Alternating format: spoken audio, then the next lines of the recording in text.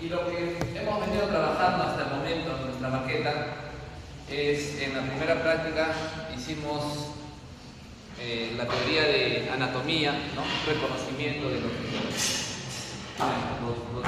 grupos dentales presentan, lo que se respecta a los conductos radiculares, ¿cierto? Y comenzamos a hacer la apertura y ubicación de los conductos. Esta apertura y ubicación de los conductos para algunos fue sencillo y para otros no. ¿Y por qué algunos sí pudieron hacerlo con mucha facilidad y otros de sus compañeros no?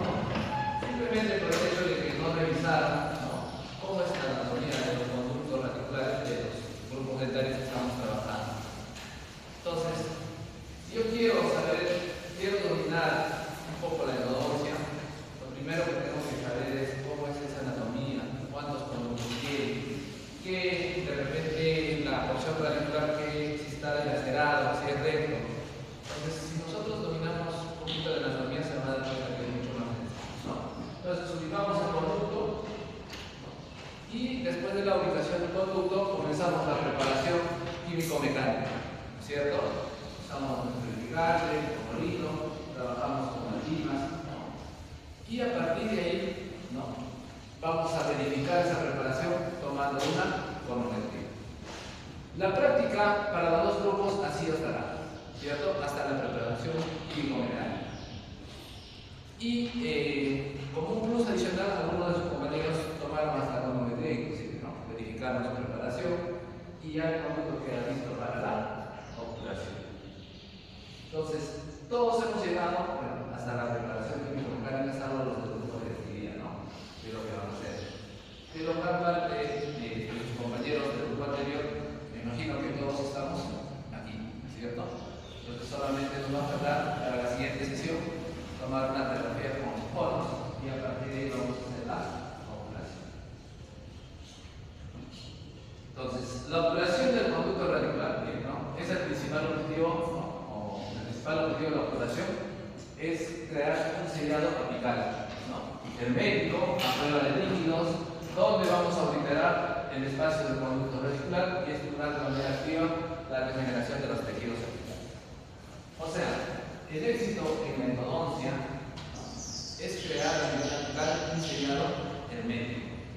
Si yo puedo lograr eso, ¿no?, cuando trabajo los dientecitos, como hablamos de tratamientos de endodoncia, si yo puedo lograr eso, el éxito en la endodoncia está asegurado. Y vamos a hablar muchas veces, ¿no?, de este éxito que se mide de forma histológica, en la cual, pues, a nivel apical se forma un sellado o un tapón, ¿no? Este sellado o tapón me va a permitir dos cosas. La primera, que no va a pasar nada de los tejidos cervicales hacia el interior del conducto, y la segunda, del interior del conducto hacia los tejidos apicales, ¿no? Entonces, aquí le denominamos un sellado apical completo. Pero muchas veces puede ser incompleto, porque a nivel apical no se va a formar este sellado. Al contrario, van a haber células inflamatorias, de repente el paciente va a comenzar a tener molestia, va a tener dolor y por ende, pues, algo de nuestro tratamiento ha fallado. La obturación del conducto radicular, jóvenes, es una consecuencia de la preparación. O sea, si yo me he preparado mi conducto, no esperemos que la obturación sea la más adecuada.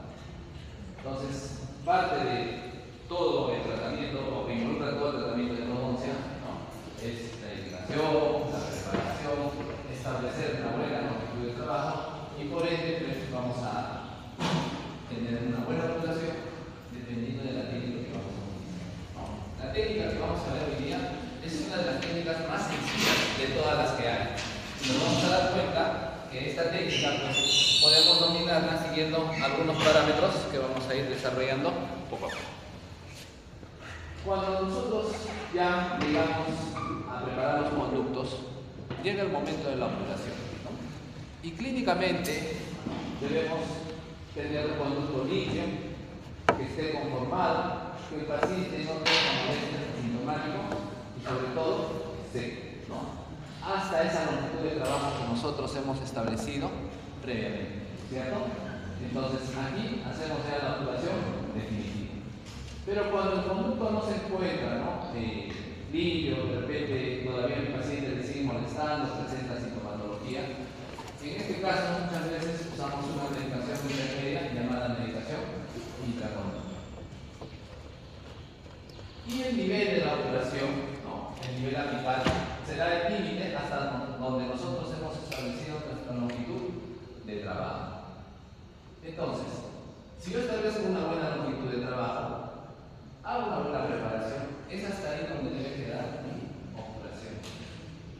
Y cuando nosotros revisamos, ¿no? Los diferentes textos que puedan haber, por ejemplo, nos dicen, ¿no? Una obturación óptima debe ser más o menos a 1 milímetro de límite apical, ¿no? En este caso del vértice apical, si se quiere decir.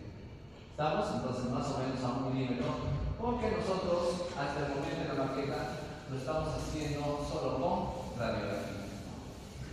Cuando ya lleguen a sus pacientes, no solamente la longitud de trabajo va a ser con radiografías, sino que hoy en día se utiliza bastante son los localizadores apicales. Y esos localizadores apicales son equipos electrónicos que nos van a dar mayor precisión para poder establecer una buena longitud de trabajo. Entonces, según el doctor Sierra nos dice, ¿no? Tiene que ser más o menos a 1 milímetro. Y debemos ver que la gutapercha esté tridimensionalmente adaptada dentro del conducto. Este doctor nos dice, si yo la obturación tengo una distancia más o menos de 2 milímetros, ¿no? De este vértice apical, estamos hablando de una subobturación. Entonces, alguien me preguntó, doctor, ¿qué pasa si yo me quedo a 2 milímetros, 3 milímetros? ¿No? Ese procedimiento, o en este caso la obturación, se encuentra por muy debajo de ese límite apical ideal, ¿no? Entonces, ¿qué creen? ¿Fracasa o no entonces? ¿Qué dices? Sí, ¿no es cierto? O sea, tiene más porcentaje de repente de fracaso que de éxito, ¿no? Porque el tratamiento como tal, vimos, debe estar más o menos a 1 milímetro del vértice apical, ¿no? Y no solo esto, ¿no? Si hablamos de una subobturación, vamos a hablar también de una sobreobturación, ¿no? Cuando nosotros no tenemos un buen tope apical, al momento de hacer la compactación, toda la gutapercha puede salir fuera del foramen, ¿no? Si la gutapercha sale fuera del foramen, igual el tratamiento como tal no va a tener éxito. ¿Estamos? Entonces, lo ideal no es ni mucho ni poco, ¿no es cierto? Es estar al límite donde nosotros hemos establecido. Por eso es que es importante que cuando tomen la longitud de trabajo, verifiquen bien esa longitud. Entonces nosotros les mandamos a tomar varias radiografías a veces y el estudiante piensa que no lo hacemos por fastidiar y en realidad no es así, porque de la longitud de trabajo es el tratamiento como tal donde va a partir todo, ¿cierto? Si yo tomo una mala longitud de trabajo, por ende mi preparación de repente no va a ser adecuada y o me quedo corto, como decimos, subobturación, o de repente todo en este caso en la gutapercha se puede extravasar, ¿cierto? Y como tal se puede ver comprometido el tratamiento. Y hablamos de otro término llamado sobreextensión. En una sobreextensión, no es que la gutapercha haya sobrepasado, o sea, en la sobreobturación, entiéndase bien esto, es cuando sobrepasa toda una masa de gutapercha. Pero en la sobreextensión, hablamos cuando se ha pasado 1 cono, 2 conos de gutapercha fuera del foramen, ¿no? ¿Y por qué sucede esto? Porque lo que decíamos hace un momento, que a veces la preparación no ha sido la adecuada, ¿no? Y por ende, conforme yo vaya colocando mis conos accesorios, uno de estos puede sobrepasar el foramen si no tengo un buen control. Y por ende, esto nos va a llevar hasta el fracaso. Entonces, recuerden, tenemos 3 términos que tienen que quedarse grabados hoy día. Hablamos de una subobturación, ¿cierto? De una sobreobturación y de una sobreextensión. Entonces, cuando estén en clínica, pregunten a su profesor y les pasen de esos 3 ítems que estamos viendo, para que pregunten con propiedad, ¿cierto? Doctor, aquí tengo una sobreextensión, ¿cómo puedo solucionar? o tengo una sobreobturación, ¿qué me recomiendas? ¿Cierto? Entonces ya acostumbrémonos, jóvenes, a hablar con propiedad.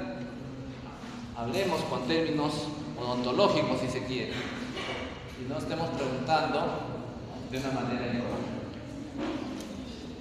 Muy bien, entonces, los materiales para la obturación, vamos a tener dos tipos: materiales rígidos, que van a ser los famosos conos de Butapercha, y vamos a tener materiales plásticos.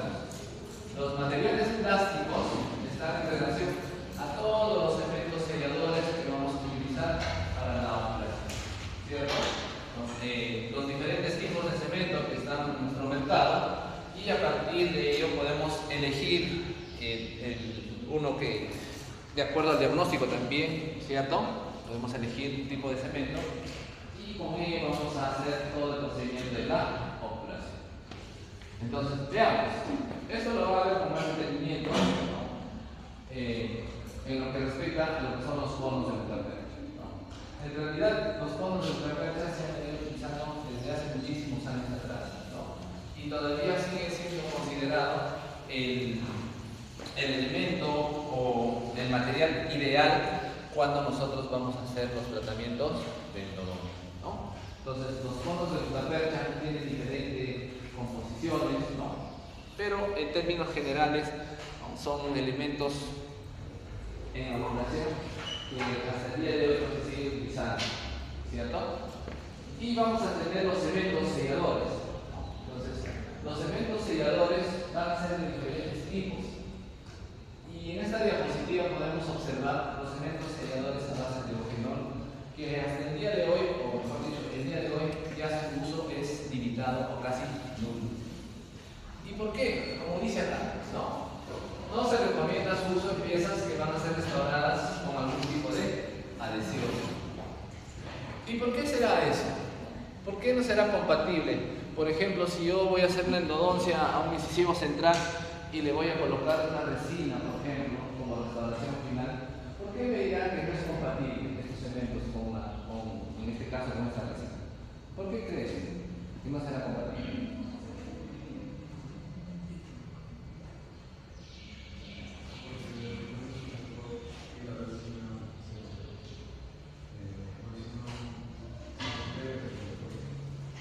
Bueno, mis compañeros dicen, ¿no?, el eugenol es un alcohol y al utilizar algún tipo de resina, la resina no es compatible, ¿cierto? Efectivamente, ¿no es cierto? El eugenol, al ser un elemento oleoso, ¿no?, aceitoso, si se quiere, cuando yo voy a hacer una restauración adhesiva, exacto, ¿no?, en las paredes está de alguna manera contaminado con este eugenol, y cuando yo coloque la resina, la adhesión no va a ser la misma. Entonces, por eso es que hoy en día se limita su uso, ¿no? Y en el mercado, aquí hemos utilizado muchos años el cemento Rosma, ¿no?, este famoso Endofil, Endometazona, este muy poco conocido de la marca Zairo, un canal Cider, y hoy en día creo que está todavía en el mercado Endocil, ¿no? Entonces, miren, estos cementos se han venido utilizando hace muchos años atrás.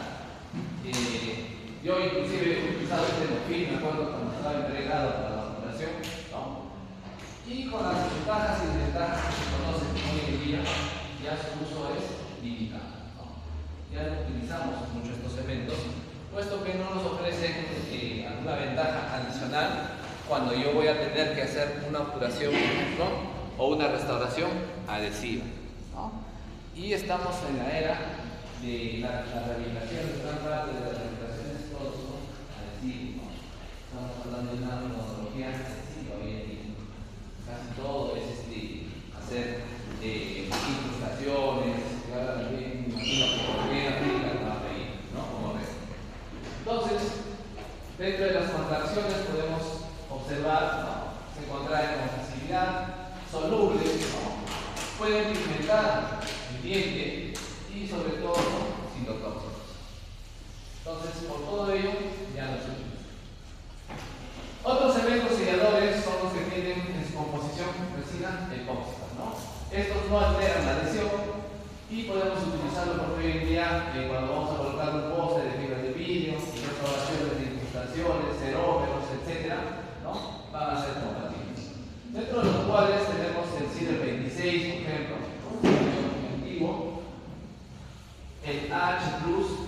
considerado un buen estándar, porque todos los estudios que se hacen en base a cementos selladores se comparan con este H+, ¿no? Tenemos Atzil, Biocil, que es uno de los favoritos, creo, para todos nosotros hoy en día, porque este cemento, ¿no? Tiene una jeringa en la que tiene una pasta base y un catalizador fácil de mezclar, y la obturación que hacemos con este cemento pues nos da garantía en cuanto a contracción, solubilidad, algunas propiedades que se mantienen uniformes durante mucho tiempo, ¿no? Y otra característica de este cemento de la marca Spiden, ¿no? Es que su costo en relación al resto también es un poco más económico. Y al ser compatible para poder restaurar con postes e incrustaciones, es el que más utilizamos hasta el día de hoy, ¿no? Habíamos mencionado que este H+, por ejemplo, ¿no? Es considerado un buen estándar en los diferentes estudios que hay, ¿no? Y este de aquí de la marca BDW también lo mismo, ¿no? En una jeringa básica catalizador, algún momento estuvo en nuestro mercado, pero luego desapareció, puesto que ya no se traen muchos de estos productos, ¿no? Entonces, en laboratorio, ustedes les hemos pedido el Biocil, ¿cierto? Como parte de la operación. Doctora Marisa, Biocil vamos a usar, ¿no? Cemento Biocil, ¿cierto? Entonces, el Biocil, o sea, este de aquí, ¿cierto? Es el que vamos a utilizar, ¿no? Y es más, en la clínica también, cuando tengan sus pacientes, ¿no? Van a poder trabajar con este cemento, que es muy fácil, y sobre todo desde el punto de vista económico también no es tan costoso como el resto, ¿no? Entonces, este Biocil, una característica que van a ver, ¿no? Es que la reabsorción en el tiempo de este cemento, cuando tú haces diferentes controles radiográficos, la reabsorción es un poco lenta, pero sí se da, ¿no? No es un cemento que va a tener toxicidad sobre los tejidos periapicales y por lo tanto pues, es uno de los más utilizados el día de hoy, ¿no? Por ejemplo, tenemos esta prémola, ¿no? Acá tenemos una lesión, ¿cierto? ¿Qué es lo que hacemos? Establecemos nuestra longitud de cuerda, ¿no? Establezco hago la apertura lameral, acceso a los conductos, establezco mi longitud de trabajo. Una vez que establecí mi longitud de trabajo, comienzo a hacer la preparación químico-mecánica, ¿cierto? ¿Por qué decimos que es una preparación químico-mecánica?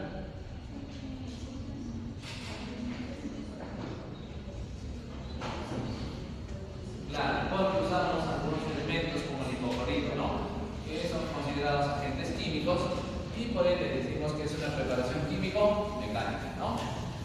Mecánica, ¿por qué? Porque utilizamos nuestras limas, ¿cierto? Ya hemos explicado, o la doctora Marisa también explicó cuál es la cinemática, ¿no? Cuál es el movimiento de nuestras limas, ¿cierto? Y por ende, pues, hacemos la preparación. Una vez que hicimos la preparación, corroboramos esa preparación con un cono, ¿cierto?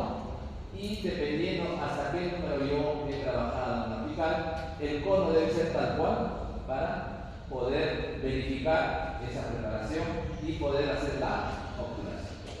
Entonces voy a tomar mi conometría y a partir de ahí lograré la obturación, ¿cierto? Entonces miren, después de la obturación, ¿no? Aparentemente, ¿no? Estamos justo al ras, como se dice, ¿no? Del foráneo. El cemento, miren cómo se ha ido para un lado, se va para otro, ¿no? La posibilidad de ese cemento Biocil de poder difundirse, ¿no? Es más o menos los cementos que cuando mezclamos esa pasta y ese catalizador que tiene la jeringa, ¿no? Cuando uno hace una reacción, el cemento tiene esa característica. Y posteriormente, miren, eso terminado la endodoncia, a un control aproximadamente de 6 meses, miren, ya la lesión prácticamente ha desaparecido, ¿no? Y miren, la mucopercha está justo en el límite, ¿no? Y bueno, ya hicieron otros tratamientos, ¿no? Entonces, lo que queremos lograr es que cuando ustedes realicen sus tratamientos en la clínica, tengan más o menos de esa forma, ¿no? Ustedes trabajen su longitud de trabajo, hagan una buena instrumentación del conducto, mucha inclinación y por ende la obturación también se hace. Entonces, si nosotros juntamos todos estos elementos, van a ver que el éxito del tratamiento va a estar asegurado, ¿no? Y yo creo que todos estamos en la capacidad de hacer eso. También tenemos cementos a base de hidróxido de calcio, ¿no? Estos cementos son compatibles también con restauraciones adhesivas. Las desventajas, bueno, nos dice que hay una capacidad antibacteriana y potencial de formar cemento que no ha sido demostrado, pero son menos estables. ¿Qué quiere decir? ¿No? En el tiempo se reabsorbe mucho más rápido. Entonces, en algunos casos no me ayuda, bueno, y al día de hoy ya su uso también está limitado. Pero hace algunos años atrás usábamos bastante este cemento apexil, ¿no? Al igual que el Biosil, era un cemento muy fácil de mezclar, te daba buen tiempo de trabajo y por ende la obturación también en ese momento era la mejor. Pero pasado el tiempo, cuando tú tomabas un control radiográfico, veías que el cemento se reabsorbía con bastante facilidad, ¿no? Entonces teníamos este de acá, todavía lo tenemos, apexil, de la marca Euclid Rivalent, que lo vende Pareja de Carlos, no me recuerdo, y es el Silapex, de la marca Zairo, ¿no? Que si lo buscan como tal, en algunas tiendas todavía lo podemos conseguir, ¿no? No es muy común, que está a la venta en todas las tiendas dentales, pero sí todavía se puede conseguir. Entonces, miren, lo mismo, ¿no? Longitud de trabajo, ¿cierto? Una vez que establecimos la longitud de trabajo, se preparó y posteriormente hicimos la obturación, ¿no? Y cómo es que el cementito, a veces cuando logramos una buena limpieza, cuando hacemos esta compactación lateral acompañada de la compactación vertical, el cemento tiende a fluir, ¿cierto? Y como el cemento fluye, ¿no? Y es a base de hidróxido de calcio con la absorción, se va dando lentamente, de una forma rápida, pero lo principal es que los tejidos perepitales comienzan un proceso de cicatrización. Ahora, jóvenes, no tengan la idea de que el cemento va a solucionar todo. Tú puedes usar el mejor cemento, pero si no lograste una buena preparación, el tratamiento no. Porque alguna vez alguno de sus compañeros me dijo, doctor, ¿cuál es el mejor cemento? Tal cemento. Ya me voy a comprar eso entonces para que mi negocio sea exitoso. Y en realidad no es así, ¿cierto? Hasta el momento ya hemos visto, ¿no? Todos los pasos que estamos haciendo, si lo hacemos de forma correcta, nos va a llevar a eso. Pero si fallamos en uno, lo más probable es que igual el tratamiento va a fracasar. Como sus compañeros que están ahora en cuarto año, ¿no? Cuando llevaron su clínica por primera vez, excelente, ¿no? Doctor, he hecho mucha irrigación, todo está ok. Al siguiente semestre, todos sus pacientes volvían. Entonces, ¿y por qué volvían? Para retratar los dientes que habían trabajado. Entonces, suena gracioso, pero sucedía. Entonces, algo en mi tratamiento no es bien, ¿no? Entonces, recuerden, buena longitud de trabajo, mucha irrigación, ¿no? Y no es trabajar la instrumentación así de forma rápida. Toma su tiempo, toma su tiempo. Y hoy en día también tenemos los cementos biocerámicos, ¿no? Que de alguna manera son los que más estamos utilizando en los tratamientos de endodoncia, pero todavía no se considera un bol estándar, o sea, como un cemento que debemos utilizar para todas las situaciones, puesto que todavía no tiene las 3 veces, ¿no? Es bueno, bonito, pero no es nada. Entonces, los biocerámicos son muy compatibles con todos los sistemas de adhesión que podemos hacer, los tipos de adhesión, etc. Y en el mercado tenemos ese, ¿no? El famoso MTA Filapex, el BioRoot, el RSC, el BioSil, ¿no? Que muchas veces estos biocerámicos ayudan en los casos de perforación, ¿no? También tenemos hoy en día este de aquí, BioSil, ¿no? Este de aquí, café, que lo vende en la casa Lupeque, este de acá lo vende en la casa de Shop, ¿no? Y en algunos casos pues nos va a ayudar para solucionar algunos errores que hayamos tenido en el momento de la preparación, ¿no? Pero lo mismo, ¿verdad? Si nosotros fallamos en la preparación, no esperemos que por más que utilice el biocerámico, mi endodoncia como tal va a funcionar. ¿Estamos? Muy bien. Entonces, los biocerámicos, ¿no? Hasta el día de hoy, algunos mejores que otros, Ciertamente su costo es un tanto mayor, pero tiene una buena característica que son cementos hidráulicos. Entonces, ¿qué quiere decir la palabra hidráulico? Que a la menor presión que por ejemplo, si toda este agua lo rellenamos con biocerámica y hacemos una leve presión hacia un lado, lo que va a suceder es que el cemento ocupa todos los espacios inmediatamente por esa propiedad de ser hidráulico. Entonces, recordemos que en las piezas dentarias no es un solo conducto radicular, ¿cierto? Es todo un sistema de conducto radicular. Entonces, cuando usamos nosotros este cemento, lo más probable es que todo ese sistema de conductos radiculares, con una buena limpieza, se va a rellenar. Y lo otro de los cementos biocerámicos son muy compatibles con los tejidos apicales. Entonces, cuando hay lesiones verticales extensas, por ejemplo, muchas veces favorecen la reparación de una manera adecuada, de una manera rápida y se podría decir segura.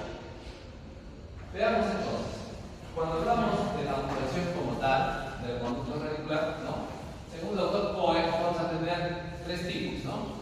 Por compactación, por inyección termoplástica y gutapercha en vástagos o cargas, ¿no? Por compactación tenemos lateral en frío, que es lo que nosotros vamos a hacer en el laboratorio. Tenemos vertical caliente, lateral caliente y termo. Por inyección termoplástica ya necesitamos un equipo como este, ¿no? Un equipo muy antiguo, Alamus, ¿no? En la cual tiene dos piezas de mano, se podría decir. Con una se corta la gutapercha y con la otra se inyecta la gutapercha. Tenemos la gutapercha en vástagos, ¿no? También hay este sistema en el cual su nombre hace muchos años era Termafil y hoy en día ha cambiado, se llama Termafil. Y básicamente es un plástico recubierto por gutapercha. Esa gutapercha a través de un horno se calienta, ¿no? Se coloca acá este vástago, esta gutapercha se regrandece, ¿no? Es llevada al conducto y una vez que está en el conducto se corta ese vástago, se hace una leve presión y podemos hacer una obturación ideal. El único inconveniente es todavía tener ese horno, ¿cierto? Y que estos vástagos de gutapercha todavía son muy costosos, razón por la cual no es el preferido de todos, ¿no? Pero sobre todo aquí tienes que hacer una preparación químico-mecánica, pero no manual, tiene que ser con sistemas rotatorios, ¿no? Entonces, nosotros vamos a hacer todavía la técnica de condensación lateral. Y esa técnica de condensación lateral fue descrita en el año 1914 por el doctor Cala. Entonces, 1914 hace muchísimo tiempo hacia atrás, y a través del tiempo se ha modificado esa técnica, ¿no?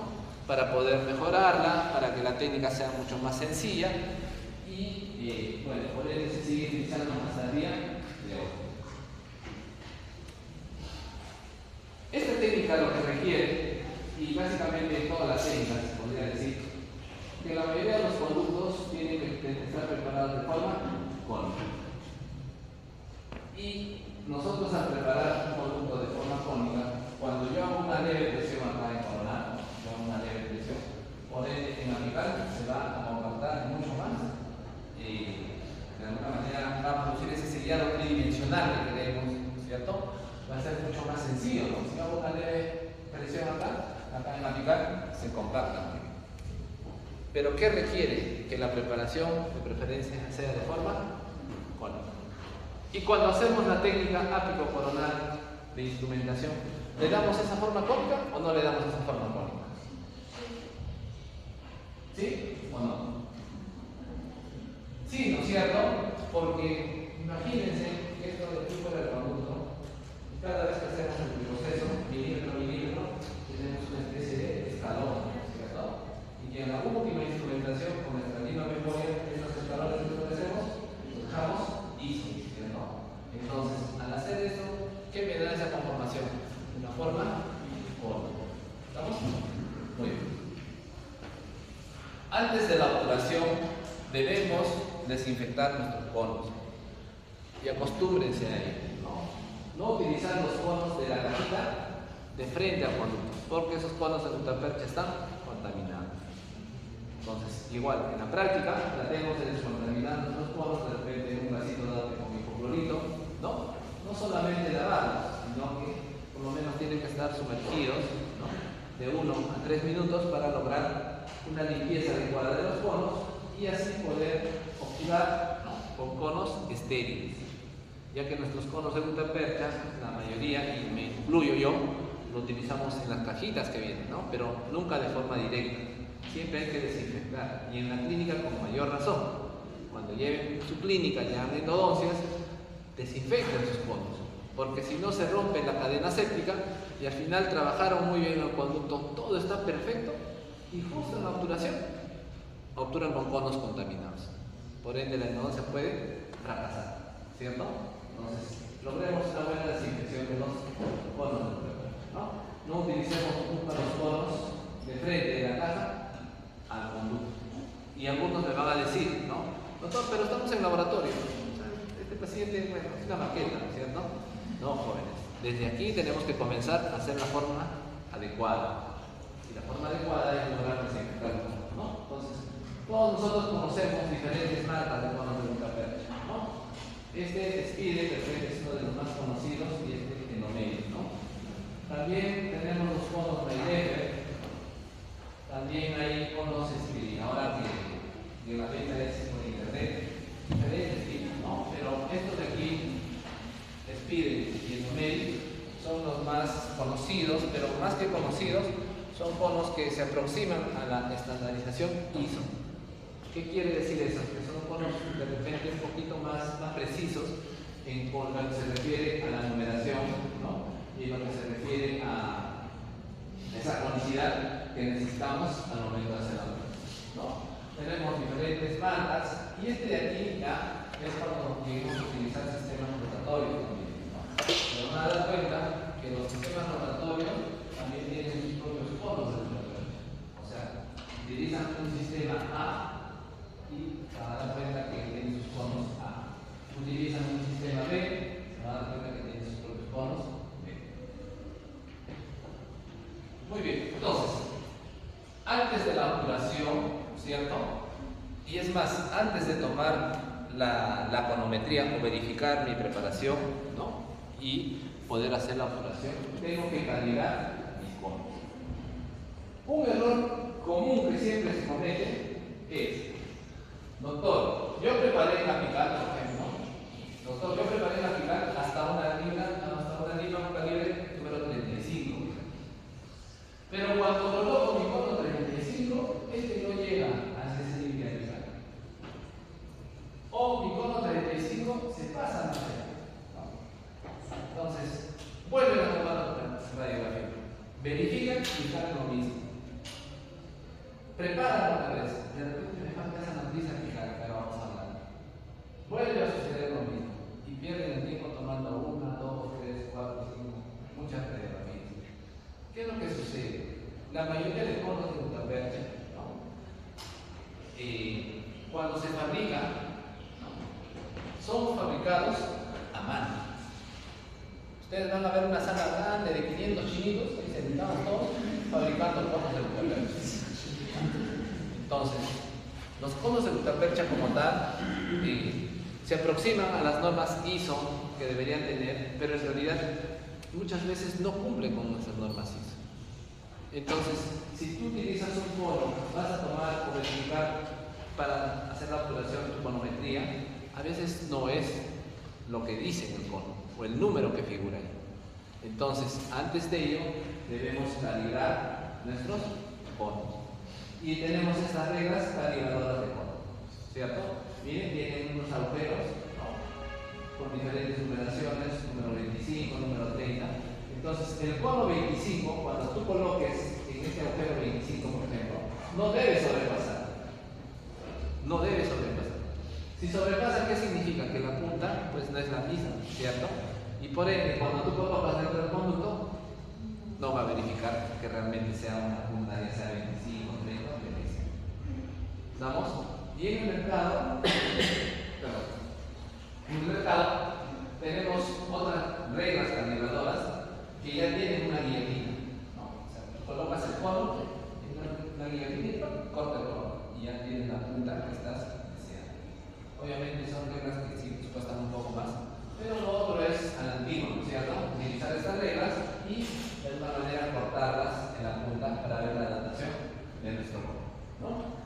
Entonces, cuando vamos a verificar esa adaptación del cono, ¿no?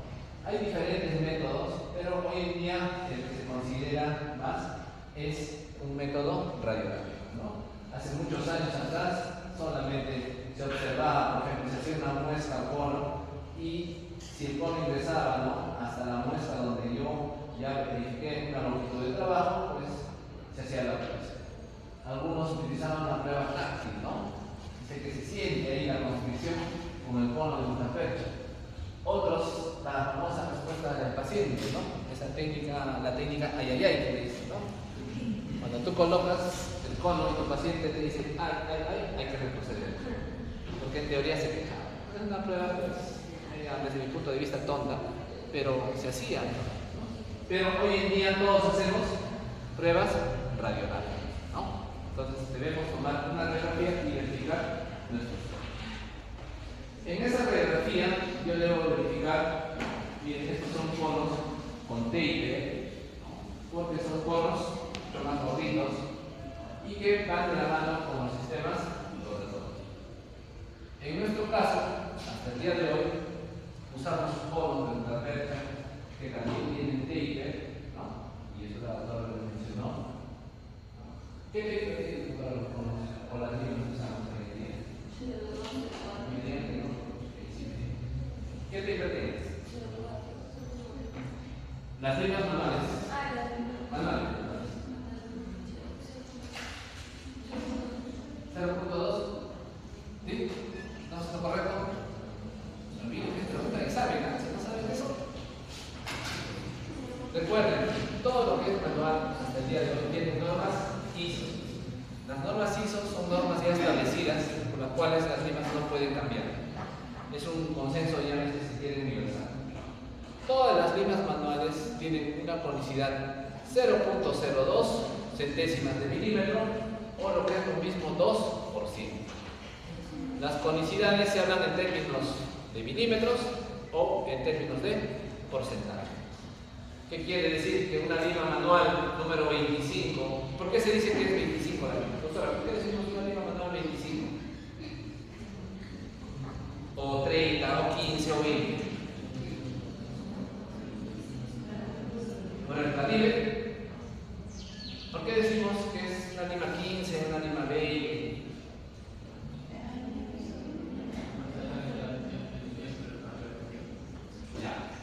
El diámetro en la punta, ¿no es cierto? Ya, ¿qué tiene ese diámetro? Es de 25, es de 15. ¿Será así la respuesta? Entonces, cuando verás que sale esa pregunta, se dice que es una lima número 25 porque el diámetro de la punta será de 0.25 centésimas de milímetro, ¿cierto? Solo que nosotros abreviamos. Pásame la 15, pásame la 20, ¿no? En realidad deberíamos decir, pásame la lima 0.15. 0.25, ¿cierto?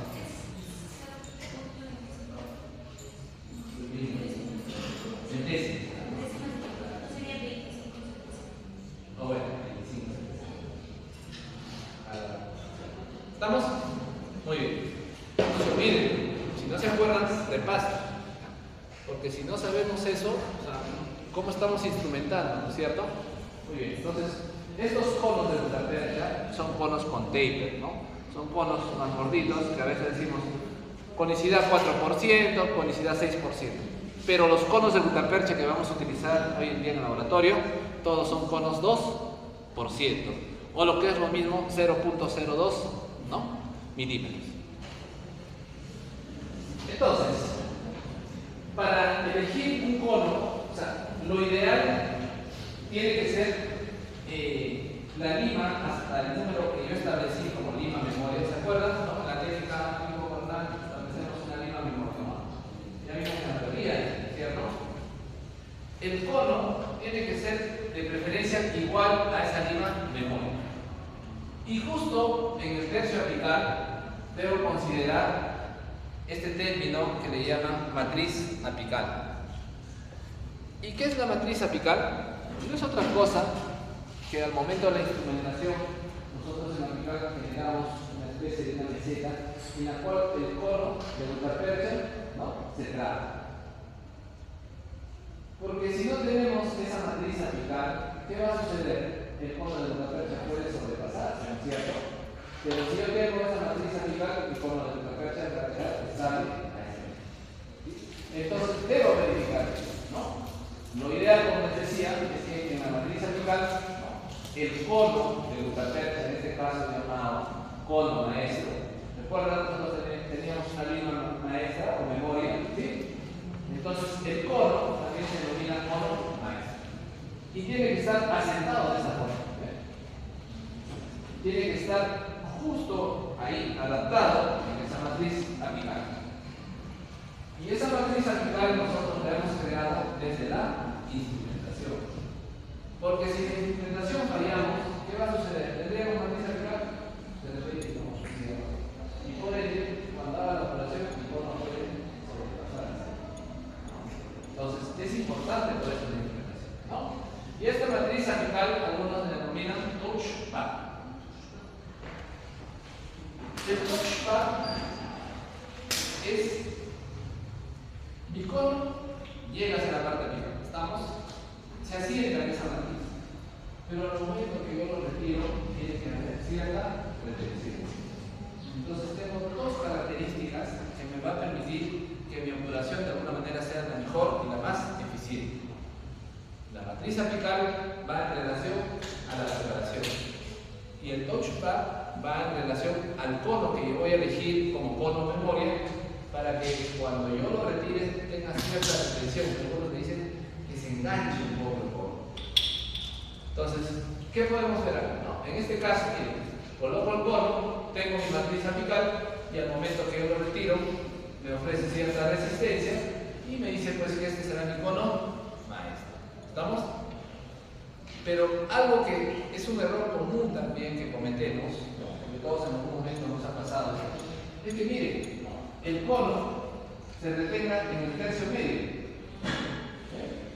y hacia apical, bueno, llega de alguna manera al límite de trabajo, pero al momento que yo retiro voy a sentir también esa traba, pero la traba no se da en la apical, sino se da en el tercio medio. Entonces, este cono, cuando yo hago la obturación, no me va a permitir hacer una buena condensación lateral. Entonces, acuérdense de esta imagen. Siempre mi cono tiene que adaptar bien en el tercio apical y cuando yo lo retiro, tiene que tener ese enganche, ese toque, ¿no? Llamado o ajuste apical. Algunos, para que cuando yo retiro el cono, sienten. ¿Estamos? Ese es el principio. Sí. Más que una propiedad, es verificar al momento en la clínica, ¿cierto? Estás trabajando. Entonces, cuando nos preguntemos, ¿no? ¿Qué significa hacer el ajuste apical o el famoso touchpad? Entonces dirán, ¿no? Es una retención que debe tener el cono. Vale. Entonces, una vez que yo adapté mi cono, ¿cierto? Ya tomé mi radiografía de conometría, veo que mi cono tiene ese touchpad, tiene una matriz apical, radiográficamente observo, es el momento de la obturación. Y es ahí donde yo voy a sacar mi conducto, pues porque ya voy a hacer la obturación. Entonces, cuando estén en la clínica, muchas veces lo que hacen es que terminan la preparación, comienzan a sacar su conducto, colocan su cono, media hora a tomar radiografía. En lo que regresan, comienzan la obturación. Entonces, recuerden que el hipoclorito actúa mucho mejor cuando está en contacto con conductos, con los tejidos, en este caso, pues, el tratamiento como tal, o sea, se encuentra inundado con un color de sangre. Entonces, si yo voy a ir a tomar mi conometría, el conducto puede estar inundado. Mientras más tiempo, mucho mejor, actúa, ¿cierto? Entonces, si secamos el conducto y tomamos la conometría y volvemos para hacer la obturación, ese conducto posiblemente puede estar ya contaminado. Entonces, es mejor tomar tu conometría, verificar, y una vez que tengas esa verificación, comiences ya a hacer un poco más de investigación y secar los conductos. Y ahí comienzas a hacer la obturación. ¿Estamos? Muy bien. Una vez que hemos secado los conductos con esos conos de papel, ¿cierto? Los conos de papel también son similares a los conos de gutapercha, ¿cierto? Secamos los conductos y comenzamos la obturación, ¿no?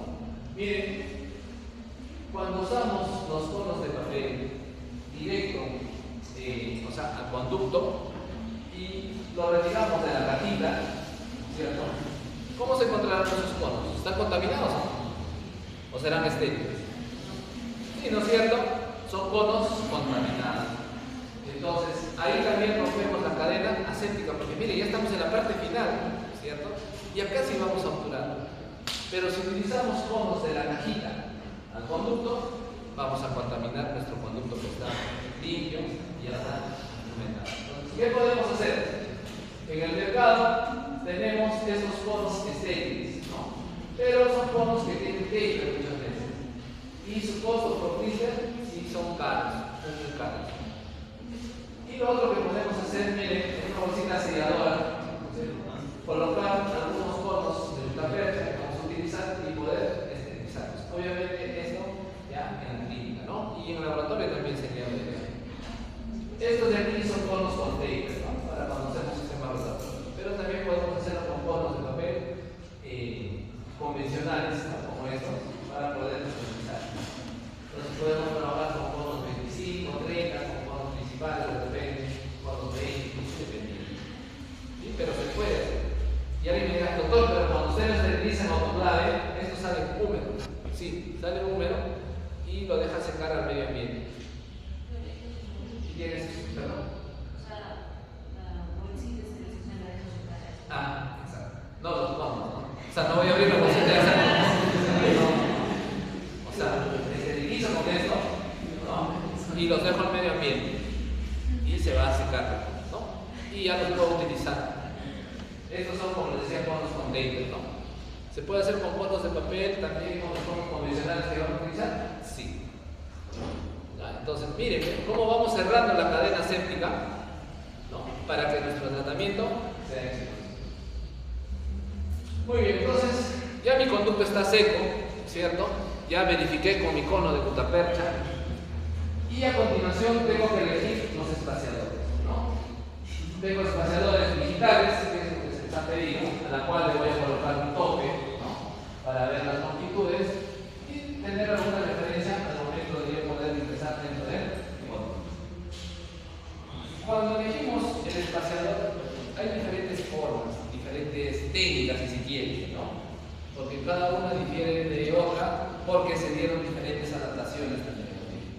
Entonces, la que más utilizamos hasta el día de hoy es esta, ¿no? El doctor Walton, que mi espaciador tiene que llegar más o menos a 1 milímetro de mi longitud de trabajo. Pero ojo con el cono maestro dentro del conducto. ¿Qué quiere decir? Voy a colocar mi cono maestro dentro del conducto, ¿cierto? Inmediatamente coloco un espaciador, ¿no? Dentro del conducto con el cono maestro que llegue 1 milímetro antes de mi longitud de trabajo. Si mi longitud fue 20, mi espaciador tiene que llegar a 19 milímetros, ¿cierto? Pero de forma holgada, o sea, no tan ajustada, que entre de forma suave. ¿Se entiende eso? Creo que sí, no es complicado, ¿no? ¿Cómo verificaría eso? ¿Radiografía será? ¿O es clínico? Doctor, ahí ya no vamos a usar radiografía, ¿cierto? Cuando colocamos el espaciador. Es clínico, ¿cierto? O sea, tú colocaste tu cono principal y vas probando tus espaciadores, ¿no? Entonces, de repente el primer espaciador lo introduces y llega a la misma longitud, a 20. ¿Ese será el elegido? No, ¿cierto? Quito. Voy con el otro espaciador, el número 25 o el B. Pero veo que el B, por ejemplo, llega 1 milímetro antes de mi longitud de trabajo, a 19 milímetros, por ejemplo. Y al momento que yo lo retiro, no está tan ajustado, sino tiene cierta libertad para poder eliminarlo con facilidad. Entonces, ese podría ser el cono, porque si perdón, el espaciador. Porque si pasa un espaciador C, por ejemplo, de repente este no va a llegar 1 milímetro antes, llegará 2 o 3 milímetros antes. ¿Sí? Entonces, hay que escoger un espaciador, y es ese espaciador que lo voy a utilizar de inicio a fin. Entonces, esta parte también es importante, puesto que ya no voy a estar cambiando de espaciadores, ¿no? La técnica como tal te dice cambio de espaciadores, tiene varias cosas diferentes, pero la mejor modificación de ello es hacerlo con un solo espaciador. ¿Quién elige ese espaciador? ¿Cierto? ¿Sí? ¿Se entiende? Muy bien, entonces veamos. Tenemos la adaptación de nuestro cono maestro, ¿no? Y vamos a elegir nuestro espaciador que ingrese más o menos, ¿no?, de 1 milímetro. Unos consideran hasta 2, pero lo ideal sería 1 milímetro. Y una vez que mi espaciador ingrese a este nivel, voy a comenzar a hacer la T. Para lo cual tengo que preparar mi cemento, ¿cierto? Y el cemento tiene que tener una consistencia no muy fluida y muy pastosa. La ventaja de usar el cemento biocid, por ejemplo, como es base catalizador, ya no tengo que estar realizando por líquidos, ¿no? La mezcla es mucho más consistente, mucho más rápida y puedo lograr eso, ¿no? Cuando yo levanto espátula, se forma una especie de clima, ¿cierto? Y esa es la consistencia ideal del cemento para poder hacer la operación. Ahora, embadurno mi cono principal, miren, ¿no? Mi cono principal, embadurno, ¿no?, con el cemento y lo llevo al conducto. ¿Estamos? Este es mi cono principal. Algunos recomiendan poder llevarlo también con una lima, ¿no? Pero en el conducto debe haber más cantidad de gutapercha y menos cantidad de cemento de preferencia, ¿no? O sea, el hecho de que coloques pocos conos y mucho cemento no es una obturación adecuada. Debe ser al revés. Muchos conos de gutapercha y la cantidad de cemento mínima. Entonces colocamos bien, ¿no? Colocamos o llevamos un poco de cemento dentro del conducto, colocamos nuestro cono principal, cono maestro, ¿cierto? Y vamos a ir colocando cono a cono, pero no sin antes utilizar nuestro espaciador, ¿no? Entonces, cono principal, ¿cierto? Espaciador que lleva 1 milímetro o 2, puede ser también, de la longitud de trabajo, y voy haciendo el espacio en sentido lateral o en sentido mesio-distal o en sentido vestíbulo aquí, como mejor se pueda acomodar, pero toda la obturación tiene que ser en ese sentido. Si voy de mesial a distal, todos los conos tienen que ser de mesial a distal. Si voy de vestibular a palatino, todos los conos tienen que ser en ese sentido. Primer error: algunos conos van en sentido mesio-distal y como ya no pueden ingresar, por la visión no les facilita la acción indirecta, hacen al revés, de vestibular a palatino. Entonces los espacios que se generan van a ser mayores. La técnica recomienda que siempre sean un solo sentido, de mesial a distal, de vestibular a palatino, ¿no? Entonces miren, coloco mi espaciador, ¿no? Voy haciendo el espacio en el sentido ya sea lateral, ¿no?, por ejemplo, y los conos accesorios se van a agregar. Ahora, otro requisito es, si yo utilizo un cono número, por ejemplo, en este caso, cono 35, perdón, espaciador número 35, mis conos de gutapercha de preferencia siempre tienen que ser un número menor. ¿Por qué? Si yo utilizo un espaciador 25, hago el espacio para un cono 25, pero cuando yo retiro el espaciador, inmediatamente lo que sucede es que los otros conos que los he llevado a un lado comienzan a ocupar ese espacio. Y si yo coloco un cono número 25, lo más probable es que no va a ingresar justo a esa longitud que yo quiero que ingrese. Por eso es que de preferencia, si yo utilizo un espaciador 25 y un cono de gutapercha número 20, este sí va a poder llegar a esa longitud que yo hice al momento de compactar los conos laterales. Entonces, recuerden, espaciador número 30, conos número 25. Espaciador número 35, conos número 30, ¿no? En teoría. Pero por lo general usamos conos número 20, 25, ¿no? Dependiendo del conducto.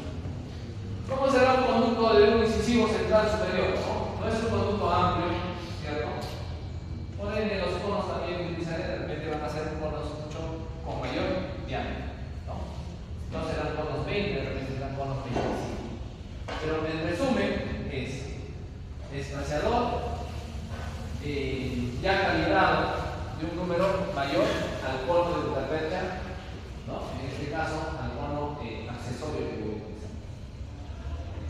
¿Se entendió esto? ¿Se entendió? ¿Seguro? Mira. Sí, se entendió, ¿no es cierto? La regla es espaciador, tiene que ser un número, o mejor dicho, el cono que voy a utilizar tiene que ser un número menor al espaciador. Y entonces, miren, voy colocando mi espaciador, ¿cierto? Voy haciendo la condensación lateral y voy colocando. Ahora acá utiliza el espaciador A y conos A, por ejemplo, conos número 20, ¿no? Que son casi compatibles.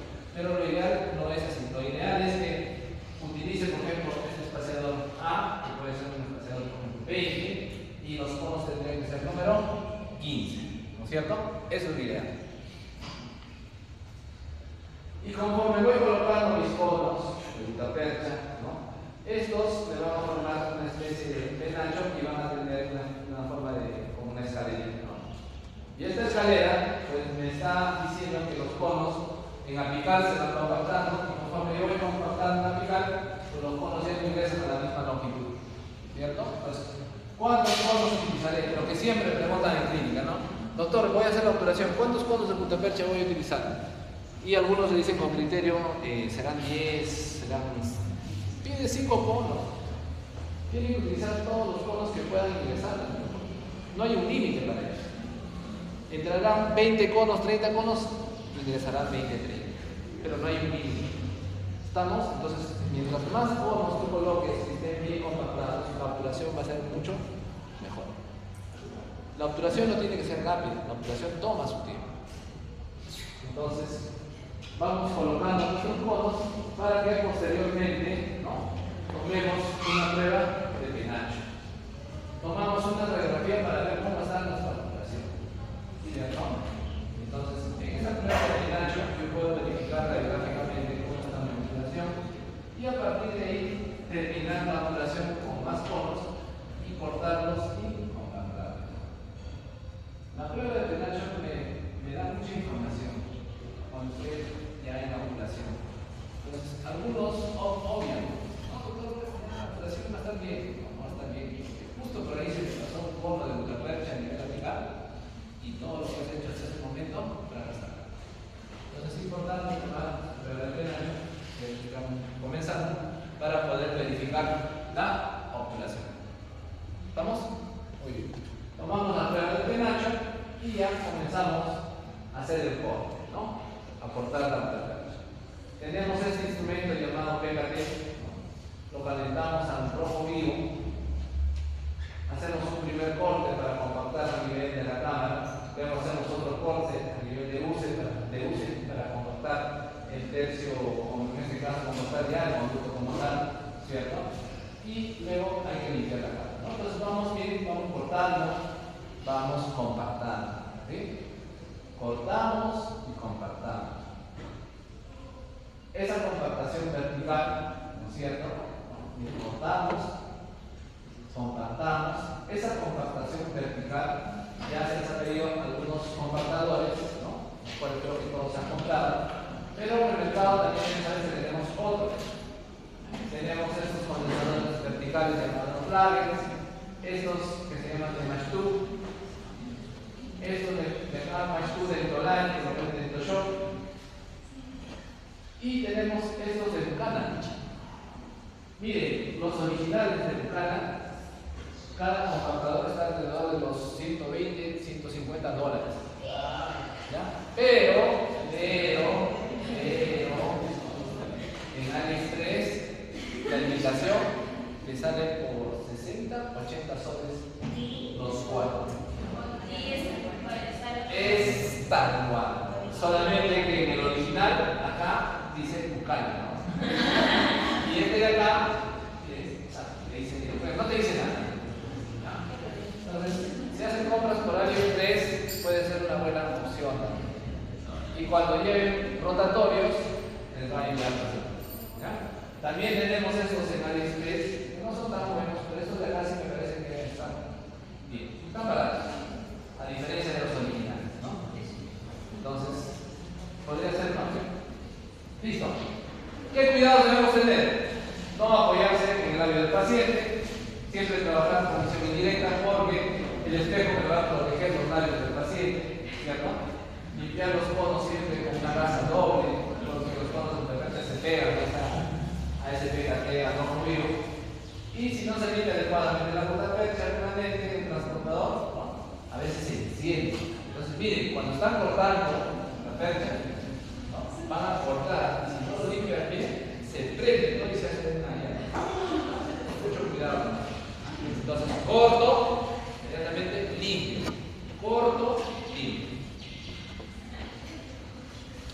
Entonces, ¿qué es lo que tengo que yo evaluar en mi obturación final? Esto, ¿no?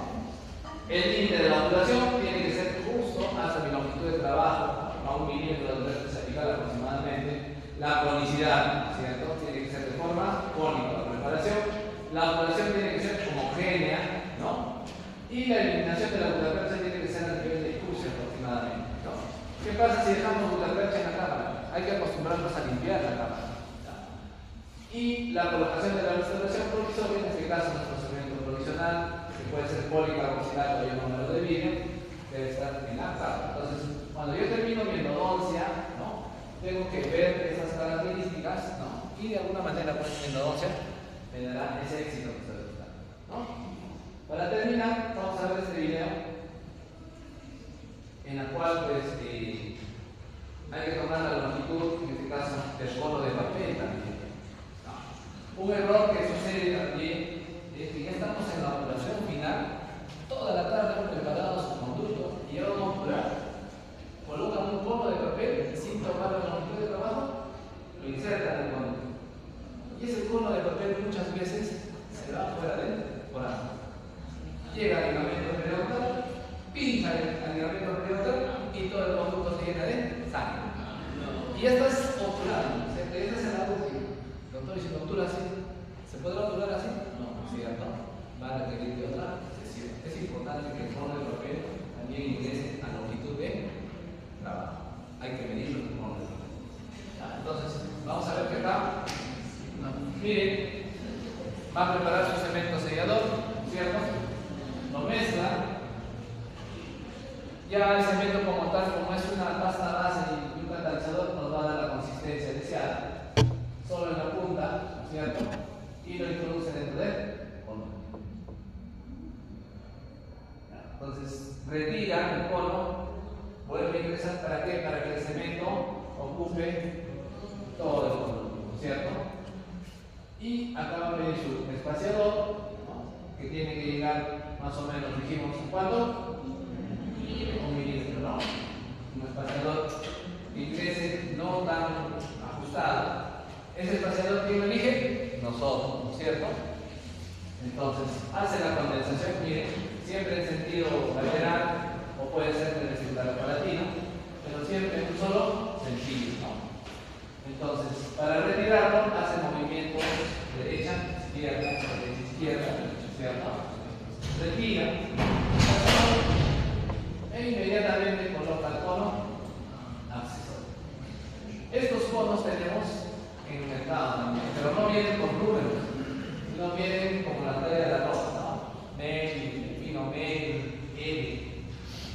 Que podrían utilizarlos también, porque son conos muy delgados y muy resistentes, pero son un poco costosos.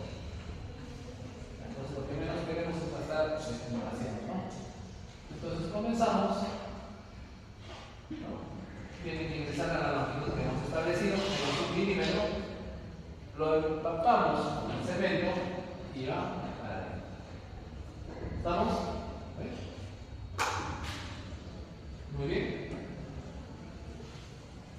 Y, ojo, la radiografía de penacho. Aquí hay algunos docentes que les van a decir cuando ya han terminado la operación que toma penacho. No le recomiendo. Porque si por ahí se te pasó un polo y tú quieres retirar ese polo, no va a salir. Se va a romper y toda tu operación no le sale. La radiografía de penacho se toma cuando tú has colocado tu cono principal, 2 o 3 conos accesorios. Pregunta que sale.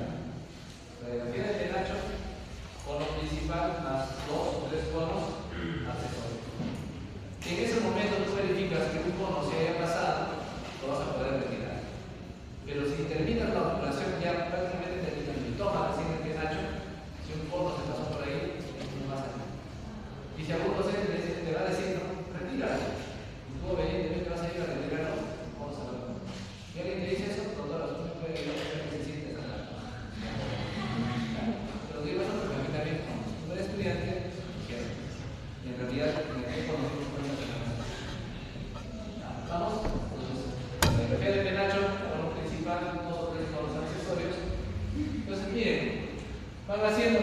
condensación, ¿no? Ingresa tu espaciador, sin miedo, ingresa tu espaciador, haces la condensación y al momento de retirarlo, derecha, izquierda, como si estuvieses aflojando algo, retiras tu espaciador, viene tu cono accesorio. Se asienta tu cono accesorio, otra vez espaciador, siempre en el mismo sentido. Si ingresan por mesial, siempre todo de mesial. Porque si ingresan por distal o ingresan por palatino, toda su obturación a nivel apical no va a ser la mejor. Y cuando obturan, a veces van a ver la cavidad para poder insertar el cono, pero no lo van a ver porque todos los conos otra vez se vuelven. Entonces, cuando tú haces en un solo sentido, es mucho más sencillo. Entonces, va apurando para que al final. Vamos a poner aquí.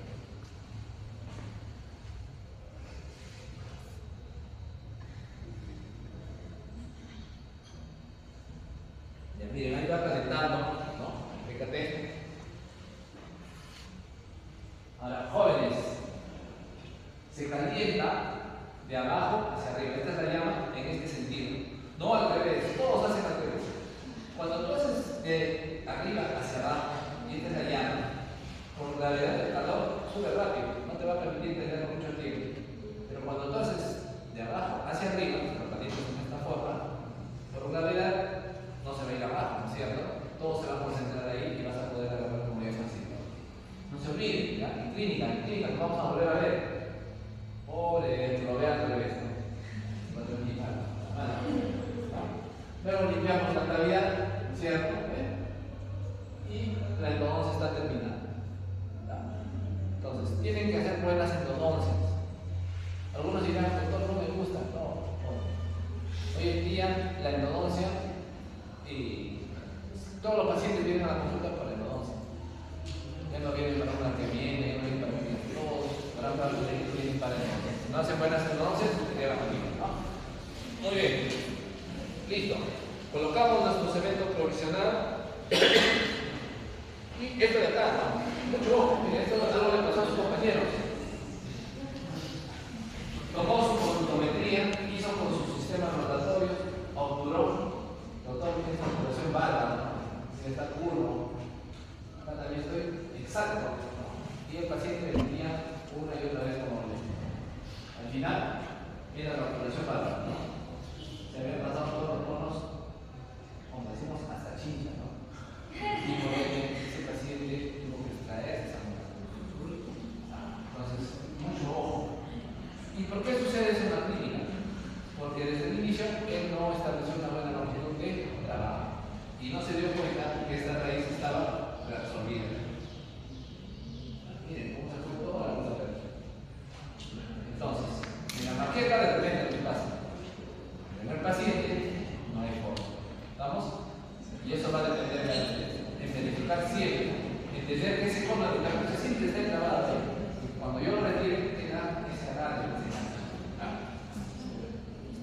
Entonces, terminamos la obturación. Bien, terminamos la obturación. Aquí, en el mejor de los casos, colocamos. Yo no. Antes de la obturación, el conducto tiene que estar así limpio. Está inundado con hipoclorito. Y si yo veo que el hipoclorito está así transparente, limpio, ese es el momento en que yo obturo. Pero ¿qué pasa si este hipoclorito tiene burbujas, ¿no? Está reaccionando con tejido que se puede contraer? Vuelvo a indicar, ¿no? Para que esté completamente limpio y la cámara tiene que estar limpia. ¿Estamos? Lo que les decía, tiene que estar el hipoclorito.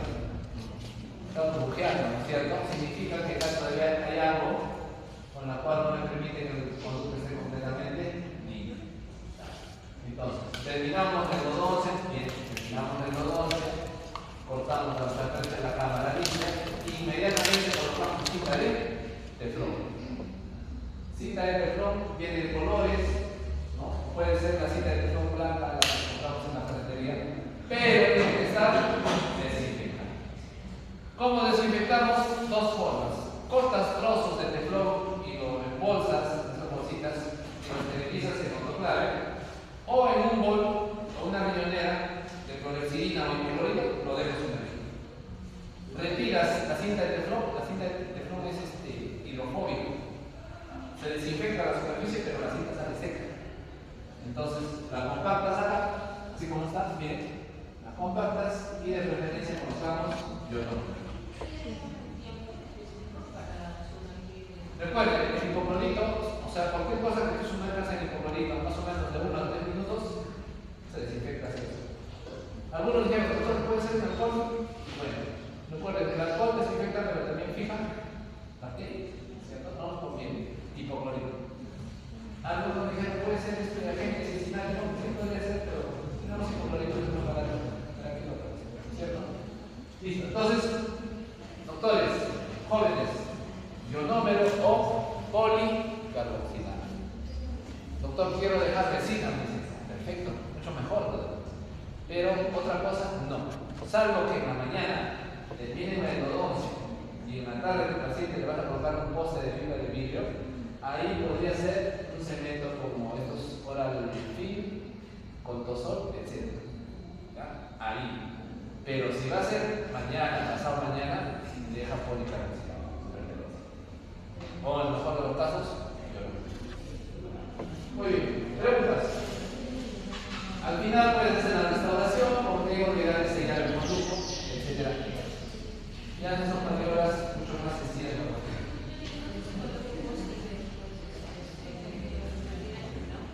Claro, si voy a colocar poste, retiro el cemento profesional.